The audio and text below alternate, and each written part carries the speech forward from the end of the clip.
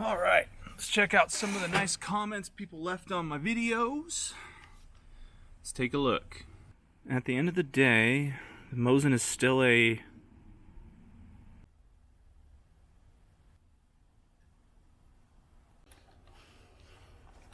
They don't mean it. They didn't mean that. I know they didn't mean that. You're a good gun. You're a good gun.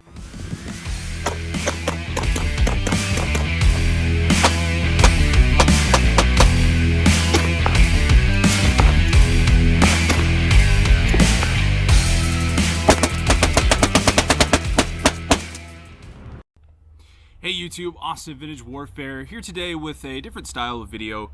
I've gotten a lot of comments on some of my videos, and some of the responses were well thought out, very good. And a lot of you guys are just really enthusiastic about military surplus firearms and I guess just weapons history in general.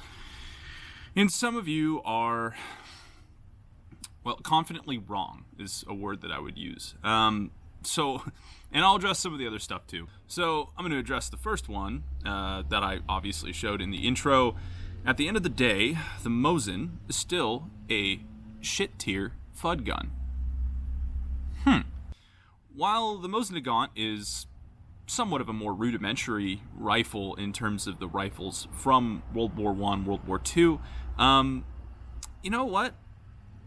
Have you ever seen a Finnish Mosin?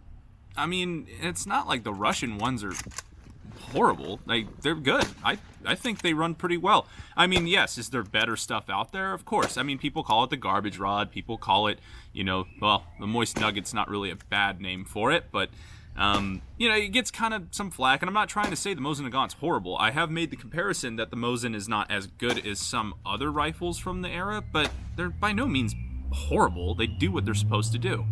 So, next. Okay, next comments that I'd been getting, or a kind of trend, I guess you could say.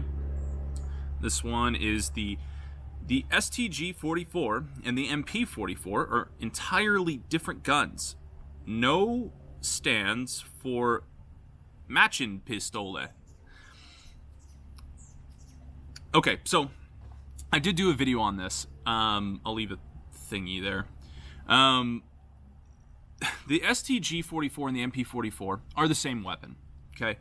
And this wasn't the only, there were so many comments with this until I literally was like, all right, let's make a video on it. The MP44 was called an MP44 because Hitler didn't approve the project of a select fire assault rifle concept, right? He didn't agree with it, and he wanted to produce more machine pistols. So what the German arms engineers did is they said, okay, we'll develop the MP44 to kind of get Hitler to go along with the weapons trials. And when they eventually kind of risked, that was kind of a ballsy move to lie to Hitler. But when they presented it to him, he loved it so much that he redesignated it right there at that weapons trial, the Sturmgewehr 44. So yes, they are both names for the weapon. I understand Maschinenpistole is like a submachine gun in the German sense, but they did that on purpose. So that's where that confusion is. Some of you, I think, are also thinking of the MP40 maybe, or the MP38. You might just have that confused. Not sure. Next comment. Okay, next comment. You kiss your boyfriend with that mouth. No, I do not kiss my hypothetical boyfriend with this mouth. However, I do kiss your mother, and she's not the best kisser in my opinion. Okay, next comment. Now this one, I don't have the original comment because I believe it was deleted, but this is a premise that I do kind of want to touch on. So basically this guy commented that he was a weapons expert because he was in the army, which, by the way, kind of looked like a boot, and boots usually make these statements. So if you're a boot in the audience, make sure you're paying attention. He claimed to be a weapons expert and to know more than everybody in the comments section because he was infantry, okay? Now, I've been in the army as well.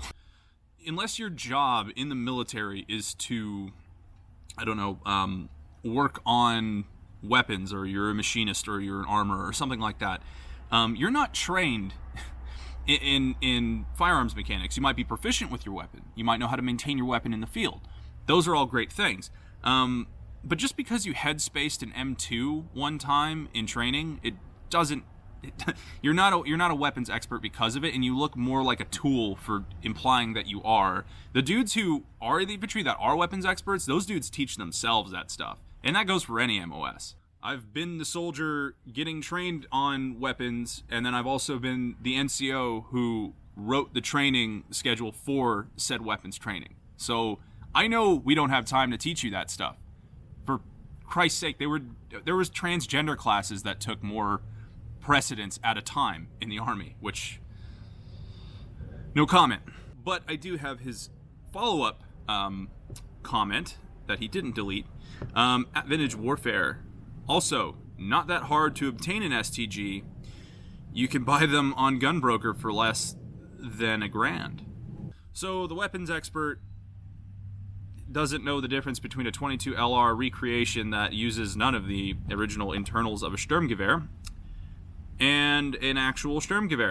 An STG44 in the US is so rare and so expensive, and they're all machine guns. None of them, at least not to my knowledge, none of them have been reconfigured to be semi-automatic.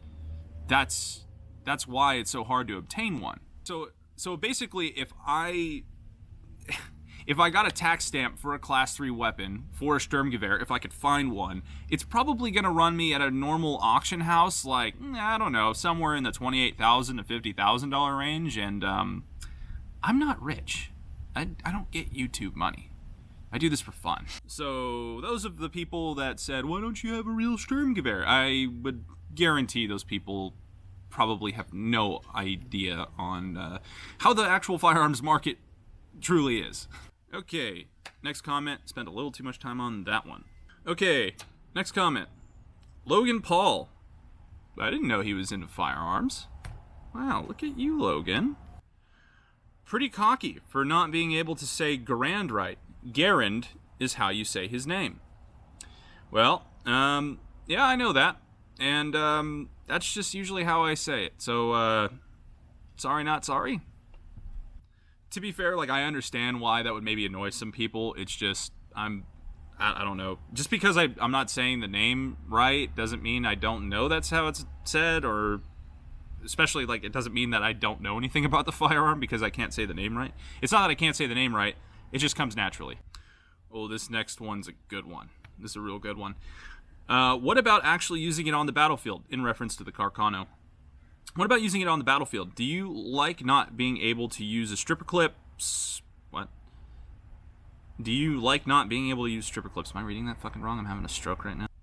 Do you like mud clogging the magazine where the clip drops out? How about the 300-yard fixed sights that can't be adjusted? Did you ever fondle a Lee Enfield? I love that word fondle they used.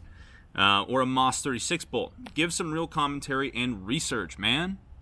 Okay, well, actually, I got a lot of comments in reference to the Lee Enfield, because I made the claim that the K98 was the gold standard, and the Karakana wasn't garbage. I didn't claim the Karakana was better than all these other rifles. I'm far from it. All I said was, it's not garbage. That's it. I'm not saying that the Karakana is better than the Enfield or the Moss 36. It's not. I don't believe that. The Karakana is total garbage. You can't top off a magazine in combat with M-block clips. You need M-block clips for blah, blah, blah, blah, blah.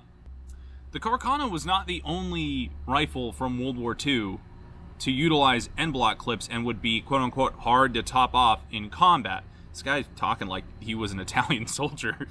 The M1 Garand, okay, that's one that would be kind of hard to top off in combat. Uses N-block clips. The Steyr M95, also one that was used in World War I and World War II. Same thing. And the whole premise that, oh, there's an opening in the weapon that mud could get into. I mean, yeah, a lot of weapons have openings. If mud got into it, it would make the weapon no shooty shoot. And when he replied, after I told him as much, I got this jewel of a response. The M95 Steyr is the rifle of the collapsed Austro-Hungarian, he said Hungarian Empire that decided to use German Mausers instead in World War II. Okay, well, they didn't decide. The Anschluss happened, and the Austrian military became The German military, crazy how that works. The Garand is not even a bolt-action rifle, so can't be compared to bolt guns of World War I and World War II. In a war that was predominantly fought with bolt-action rifles for at least the first half of the war, can't be compared to the Garand. The Garand primarily fought against bolt-action rifles, so I think you can compare them. Ever wonder why there are still surplus Karakanos available to buy and no ammo to be found? Nobody cares about Karakanos. That's why. Well, okay. Let's dissect that right there. So, have you ever wondered why there are still so many surplus Karakanos available? Are we just going to act like there wasn't a recent importation of a metric fuck-ton of Karakanos? And the reason that there's no ammo around is because, well, people your age didn't care about Karakanos. People your age used to throw the wrong 6.5 rounds into Karakanos and they'd blow up. So, thanks for that myth that you've started by not understanding the calibers in the first place.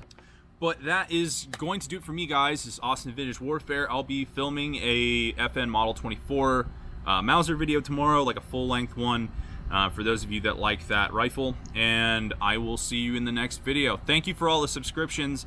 It's been insane. I've gotten, what, 4,200 in, like, couple weeks. That's pretty good. So that's way better than what it was before. Like a month ago, I think I had like 800, maybe 1,000. I don't know. Crazy. But thank you for your support, guys, and I will see you in the next one.